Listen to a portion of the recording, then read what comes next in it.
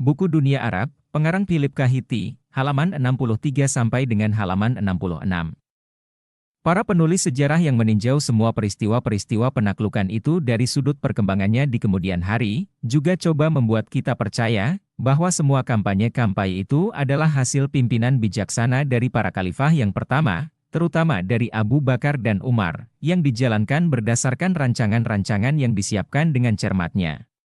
Dalam sejarah tidak banyak didapati contoh yang menunjukkan bahwa kembangan sesuatu peristiwa dapat diketahui terlebih dahulu oleh orang yang menimbulkan peristiwa itu. Kampanye itu amat jauh dari hasil perhitungan dan pertimbangan yang seksama dan waspada, bahkan pada mulanya lebih merupakan raid, penyerbuan yang tidak beralih kepada pendudukan yang diserbu itu. Untuk menyalurkan semangat bertempur dari suku-suku Badawi, yang kini tidak diperbolehkan lagi berkelahi sesama suku sebagai jalan untuk menyelesaikan perselisihan-perselisihan di antara mereka, pada umumnya maksud yang terutama dari kampanye-kampanye itu ialah untuk memperoleh barang rampasan, jadi bukanlah untuk menduduki negeri asing. Akan tetapi mesin yang sudah dibentuk secara demikian itu berputarlah terus dengan tidak ada pengawasan dari orang yang memperbuatnya. Gerakan itu sekarang membutuhkan tenaga penggerak, setelah tentara maju dengan kemenangan-kemenangan yang sambung bersambung. Tibalah waktunya untuk menjalankan siasat peperangan yang teratur, dan pembentukan Imperium Arab pun tidak dapat dielakkan lagi. Oleh sebab itu, berdirinya imperium tersebut tidaklah dapat dikatakan semata-mata hasil dari rencana yang lebih dahulu diperbuat, akan tetapi lebih merupakan hasil yang sewajarnya dari keadaan-keadaan seketika. Pandangan klerikal atau pandangan teologis, yang lebih suka menafsirkan ekspansi Islam itu dengan suatu tafsiran ketuhanan, yang sesuai dengan penafsiran dari sejarah Ibrani di dalam kitab Perjanjian Lama dan filsafat abad pertengahan dari sejarah Kristen, adalah suatu kesalahan berdasarkan ilmu bahasa, filosofi. Istilah Islam dapat dipakai dengan tiga cara. Pada mulanya, sebagai suatu agama, kemudian sebagai suatu negara dan akhirnya sebagai suatu kebudayaan. Berlainan dengan agama Yahudi dan paham Buddha, maka sifat menyerang dan sifat mencari dalam religi Islam adalah serupa dengan yang didapati dalam agama Kristen. Dengan demikian ia pun mendirikan suatu negara Islam yang menaklukkan wilayah-wilayah di sebelah utara bukanlah agama Islam, akan tetapi negara Islam. Sebagai anggota dari suatu teokrasi nasional, orang Arab menyerbu dunia yang tidak menyangka kejadian sebagai itu. Bukanlah kemusliminan, melainkan kearabanlah yang pertama-tama mencapai kemenangan, baru setelah abad kedua dan ketiga tahun hijrah halayak ramai di Syria, Mesopotamia dan Parsi memeluk agama yang diajarkan oleh Nabi. Di antara waktu penaklukan dari negeri-negeri tersebut dan waktu di mana rakyatnya beralih memeluk agama Islam, terletak suatu masa yang lama. Pemelukan rakyat akan agama tersebut dapat berlaku oleh karena mereka melihat kepentingan-kepentingan diri dalam perbuatan sedemikian, yaitu, untuk bebas dari upeti dan untuk mendapat derajat yang sama dengan golongan yang mempunyai kekuasaan itu. Mengenai Islam sebagai kebudayaan, hal ini berkembang dengan perlahan-lahan di belakang penaklukan-penaklukan kemiliteran, di atas suatu dasar yang terbentuk dari warisan-warisan kebudayaan Siro-Aram, Parsi dan Hellene, Yunani, yang sudah mendahuluinya.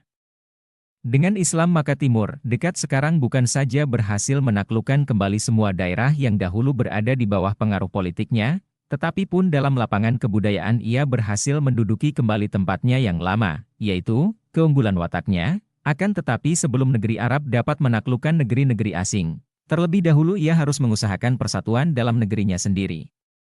Di dalam proses perkembangan ke arah persatuan tadi, negeri Arab terus langsung berhadapan dengan masalah yang mendesak, yaitu tentang soal penggantian Nabi Muhammad Shallallahu Alaihi Wasallam, soal khilafat. Selama Nabi Muhammad Shallallahu Alaihi Wasallam masih hidup, beliau memangku jabatan-jabatan sebagai Nabi, pembuat undang-undang, pemimpin agama, hakim tertinggi, panglima ketentaraan dan kepala sipil dari negara, tetapi kini Nabi telah wafat.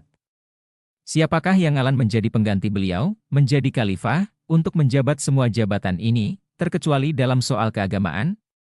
Dalam kedudukan beliau sebagai Nabi, yang telah memohonkan kelonggaran bagi umat manusia, tentu sekali Nabi Muhammad Shallallahu Alaihi Wasallam tidak dapat digantikan oleh siapa juga pun. Nabi Muhammad Shallallahu Alaihi Wasallam tidak ada meninggalkan anak lelaki. Hanyalah seorang anak perempuan, yaitu Fatimah, yang masih hidup tatkala Nabi wafat. Akan tetapi jabatan sebagai pemimpin itu Syekh di negeri Arab tidaklah merupakan suatu jabatan yang harus turun-temurun, jabatan ini lebih merupakan suatu jabatan yang berdasarkan pemilihan. Dan biasanya orang yang terpilih ialah orang yang tertua dalam suatu suku. Dengan Islam maka Timur Dekat sekarang bukan saja berhasil menaklukkan kembali semua daerah yang dahulu berada di bawah pengaruh politiknya, tetapi pun dalam lapangan kebudayaan ia berhasil menduduki kembali tempatnya yang lama, yaitu keunggulan wataknya. Akan tetapi sebelum negeri Arab dapat menaklukkan negeri-negeri asing, terlebih dahulu ia harus mengusahakan persatuan dalam negerinya sendiri. Di dalam proses perkembangan ke arah persatuan tadi, negeri Arab terus langsung berhadapan dengan masalah yang mendesak, yaitu tentang soal penggantian Nabi Muhammad Shallallahu Alaihi Wasallam, soal khilafat. Selama Nabi Muhammad Shallallahu Alaihi Wasallam masih hidup, beliau memangku jabatan-jabatan sebagai Nabi, pembuat undang-undang, pemimpin agama, hakim tertinggi, panglima ketentaraan dan kepala sipil dari negara, tetapi kini Nabi telah wafat. Siapakah yang akan menjadi pengganti beliau, menjadi khalifah, untuk menjabat semua jabatan ini, terkecuali dalam soal keagamaan? Dalam kedudukan beliau sebagai Nabi, yang telah memohonkan kelonggaran bagi umat manusia, tentu sekali Nabi Muhammad Shallallahu Alaihi Wasallam tidak dapat digantikan oleh siapa juga pun. Nabi Muhammad Shallallahu Alaihi Wasallam tidak ada meninggalkan anak lelaki. Hanyalah seorang anak perempuan, yaitu Fatimah, yang masih hidup tatkala Nabi wafat. Akan tetapi jabatan sebagai pemimpin itu Syekh di negeri Arab tidaklah merupakan suatu jabatan yang harus turun-temurun, jabatan ini lebih merupakan suatu jabatan yang berdasarkan pemilihan. Dan biasanya orang yang terpilih ialah orang yang tertua dalam suatu suku. Dan seandainya pun semua anak lelaki dari Nabi tidak terlebih dahulu meninggal dunia dari beliau, belum tentulah masalah ini dapat dipecahkan. Juga Nabi Muhammad Shallallahu Alaihi Wasallam tidak pernah dengan tegas menyatakan pendapat beliau mengenai soal pengganti ini. Soal khilafat adalah soal yang tertua yang dihadapi oleh Islam. Sampai kini ia masih merupakan suatu pertikaian. Dalam bulan Maret tahun 1924, 16 bulan setelah Kesultanan dihapuskan, Khilafat Utsmaniyah di Istanbul yang berada dalam tangan Abdul Majid II, dilikuidir oleh pengikut-pengikut Kemal, dan sejak itu beberapa kongres pan-Islam telah diadakan di Kairo dan Mekah untuk menunjuk pengganti yang tepat dari Nabi Muhammad Shallallahu Alaihi Wasallam, tetapi semuanya itu tidak memberikan hasil. Tidak ada sesuatu pertikaian Islam yang lain, yang lebih banyak menumpahkan darah daripada soal khilafat. Sebagaimana biasa, jika sesuatu persoalan yang penting telah menjadi suatu pokok yang harus diputuskan oleh rakyat, demikian pun setelah wafatnya Nabi Muhammad Shallallahu Alaihi Wasallam timbul beberapa golongan yang satu sama lain berselisih paham. Pada suatu pihak golongan itu terdiri dari para emigran yang merasa lebih mempunyai hak dalam persoalan khalifah itu, karena mereka termasuk anggota suku Nabi dan merupakan orang-orang yang pertama menerima ajaran beliau. Pada lain pihak didapati para pengikut dari Madinah, yang mengemukakan bahwa seandainya mereka tidak memberi tempat perlindungan, maka baik Nabi maupun agama Islam yang baru timbul itu tentu sudah lenyap. Dan seandainya pun semua anak lelaki dari Nabi tidak terlebih dahulu meninggal dunia dari beliau, belum tentulah masalah ini dapat dipecahkan. Juga Nabi Muhammad Shallallahu Alaihi Wasallam tidak pernah dengan tegas menyatakan pendapat beliau mengenai soal pengganti ini. Soal khilafat adalah soal yang tertua yang dihadapi oleh Islam.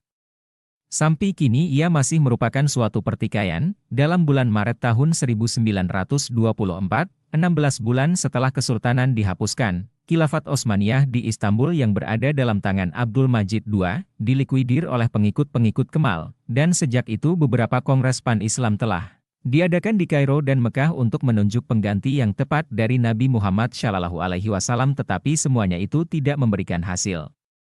Tidak ada sesuatu pertikaian Islam yang lain, yang lebih banyak menumpahkan darah daripada soal khilafat. Sebagaimana biasa, jika sesuatu persoalan yang penting telah menjadi suatu pokok yang harus diputuskan oleh rakyat, demikian pun setelah wafatnya Nabi Muhammad Shallallahu Alaihi Wasallam timbul beberapa golongan yang satu sama lain berselisih paham. Pada suatu pihak golongan itu terdiri dari para emigran yang merasa lebih mempunyai hak dalam persoalan khalifah itu, karena mereka termasuk anggota suku Nabi dan merupakan orang-orang yang pertama menerima ajaran beliau. Pada lain pihak didapati para pengikut dari Madinah yang mengemukakan bahwa seandainya mereka tidak memberi tempat perlindungan, maka baik Nabi maupun agama Islam yang baru timbul itu tentu sudah lenyap. Kemudian kedua golongan ini berserikat menjadi satu golongan. Sesudah itu timbullah golongan kaum legitimis, orang-orang yang menghendaki supaya hanyalah ahli waris yang sah yang harus menggantikan Nabi, yang berpendirian bahwa Allah dan Nabi Muhammad Shallallahu Alaihi Wasallam tidak akan membiarkan umat Islam diserahkan kepada untung rugi dan berbagai tingkah dari sesuatu pemilihan, dan oleh sebab itu tentu sudah adalah ditunjuk lebih dahulu yang akan menjadi pengganti Nabi. Ali, seorang misan Nabi dari pihak Ajah, suami dari satu-satunya anak beliau yang masih hidup, dan yang merupakan salah seorang di antara 2 atau 3 pengikut Nabi yang paling pertama, dialah satu-satunya yang dapat dianggap menjadi pengganti yang sah dari Nabi. Karena tidak menyetujui prinsip pemilihan, maka golongan terakhir ini berpegang teguh pada hak memerintah yang suci. Dan akhirnya kaum ningrat dari suku Quraisy, yaitu Bani Umayyah, yang di masa pra-Islam memegang kendali pemerintahan, kekuasaan dan kemewahan, tetapi yang belakangan memeluk agama Islam, juga hendak mempergunakan haknya menjadi pengganti Nabi, golongan pertamalah yang menang dalam perselisihan paham ini. Abu Bakar yang sudah lanjut usia dan orang yang takwa itu, mertua Nabi dan salah seorang di antara 3 atau 4 orang yang pertama-tama percaya akan ajaran Nabi, dialah yang menerima sumpah setia dari para kepala suku yang datang berkumpul. Nama Abu Bakarlah yang paling pertama tercantum di atas daftar nama. Dari keempat khalifah yang pertama. Ketiga orang lainnya ialah Umar, Utsman dan Ali. Zaman dari keempat khalifah inilah yang merupakan zaman, di dalam mana kemuliaan Nabi belum berhenti memancarkan cahaya dan pengaruhnya ke dalam sanubari dan tingkah laku para khalifah, ibu kota yang baru adalah Madinah.